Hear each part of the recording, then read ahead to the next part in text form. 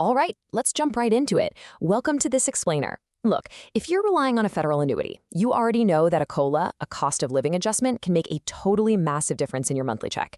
But what a lot of folks don't actually realize is that depending on which system you fall under, you might not be getting the exact same percentage increase as your former coworkers. Sounds crazy, right? So today, we're going to demystify exactly how this whole thing works, side by side, so you know exactly what to expect for your own financial planning. First things first, we really need to address those clickbait headlines spreading like wildfire online right now. Seriously, if you've been on social media lately, especially around August 2026, you've probably seen folks screaming the 2027 COLA is locked in or your increase is guaranteed. We need to clear the air right off the bat. Because the reality, the official calculation simply is not done yet. And if the official math hasn't happened, well, those headlines aren't just premature, they can actually be incredibly misleading for your household budget. And I bet you keep seeing this specific number everywhere, right? 2.4%. Well, there is a reason for that, but it is being completely misunderstood. That 2.4% figure is actually just an intermediate projection pulled straight out of the Social Security Administration's 2026 Trustees Report. It's a Social Security projection. It is absolutely 100% not an official CSRS or FERS retirement COLA announcement. Trust me, treating an early estimate for an entirely different program as a guaranteed bump for your federal pension is a financial trap you definitely want to avoid. So here is our roadmap for today. We're going to cover the 2027 COLA rumors, CSRS versus FERS differences, the formulas in action, who actually gets it, and finally, next steps for retirees. Let's start with Section 1, the 2027 COLA rumors, fact versus fiction. To really grasp why these early projections are literally just rumors, we've got to look at how the government actually calculates your final increase. You see, the Office of Personnel Management, or OPM, doesn't just pull a number out of thin air. The federal retirement's COLA is strictly based on changes in the Consumer Price Index for urban wage earners and clerical workers. It's a mouthful, but it's basically known as the CPIW. Crucially, the math specifically requires inflation data from the third quarter of the year. So because we are waiting on that Q3 data, any numbers, estimates, or projections you see right now before that quarter is absolutely finalized are strictly unofficial. They're guesses. Educated guesses maybe, but still just guesses. Moving on to Section 2, CSRS versus FERS differences. The system divide. Okay, so even when that final inflation number finally drops, it's absolutely crucial to understand that not all federal retirees are going to see the same percentage bump. First up, we have CSRS, which stands for the Civil Service Retirement System. If you're a retiree under CSRS, honestly, the rules are pretty straightforward and pretty favorable when it comes to inflation adjustments. Under this system, you generally receive the full percentage increase determined by the federal formula. Basically, whatever the final official CPI calculation turns out to be, that is the exact percentage bump you can expect to see on your annuity. But if you fall under FERS, the Federal Employees Retirement System, things look quite a bit different. The formula here isn't just a straight one-to-one match. It's actually tiered. And what that means is your cost of living increase is heavily dependent on exactly how high inflation actually goes. It's just built differently. And understanding these specific tiers is totally vital to knowing what your actual check is going to look like. Let's break those tiers down. Placing the rules side by side, the contrast is pretty wild. While CSRS secures the full percentage, look closely at how FERS works. If the official CPI inflation is 2% or less, FERS retirees get the full match. Great. But if inflation lands anywhere over 2% but no more than 3%, the FERS COLA is firmly capped at 2%. And here's the real kicker.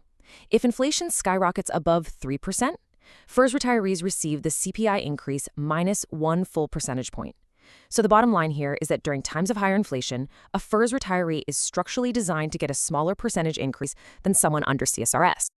Let's dive into Section 3, the formulas in action, a tale of two retirees.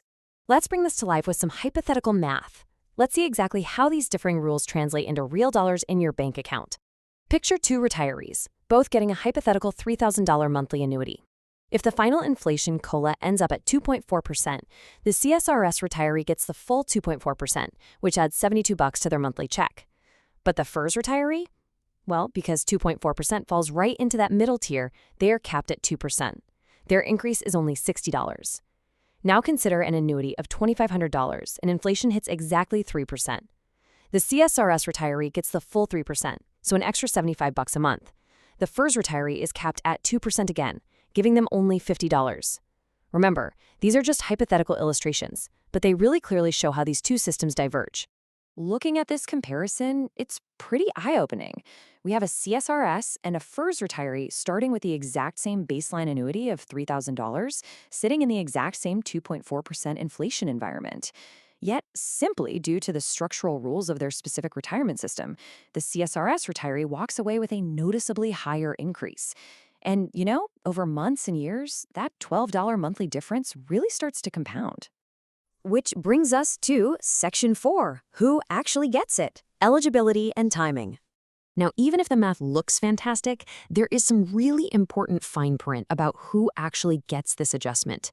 There are a few major caveats you absolutely need to know. The biggest one, if you are a FERS retiree, you generally do not receive an annual COLA until you hit age 62.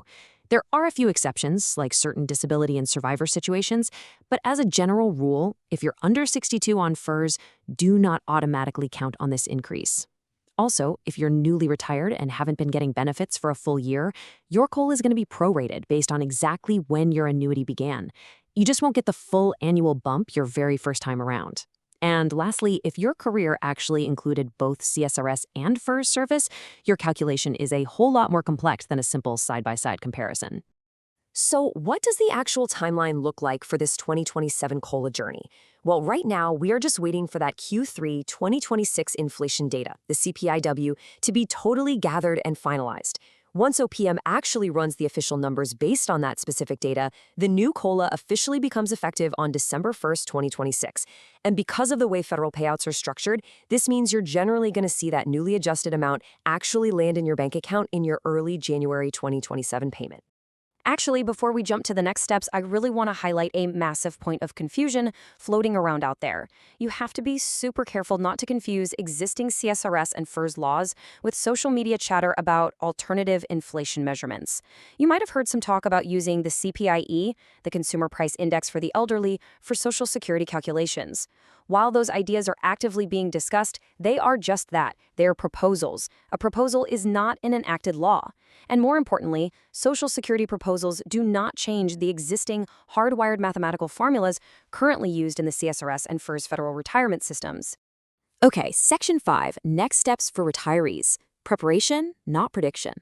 So, with all of this complex, nuanced info, what should you actually be doing right now to prepare?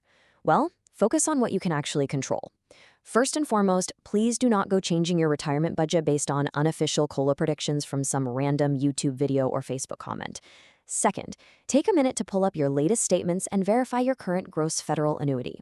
Third, you need to determine, without a shadow of a doubt, what your exact retirement system is. Is it CSRS, FERS, or combined? And fourth, practice a little patience. Just sit tight and wait for those official numbers to be released by the Office of Personnel Management. I want to leave you with this final, absolutely crucial question today. Do you know exactly what system is funding your future? Seriously, before you click on another headline or read another blog post predicting the 2027 COLA, take 5 minutes today to review your official retirement paperwork. Because as we've clearly seen in this explainer, understanding the exact specific rules of your system is the only real mathematical way to know what your payments are going to look like in the years to come. What will you find when you check those papers? Thanks for joining me on this explainer, and keep learning.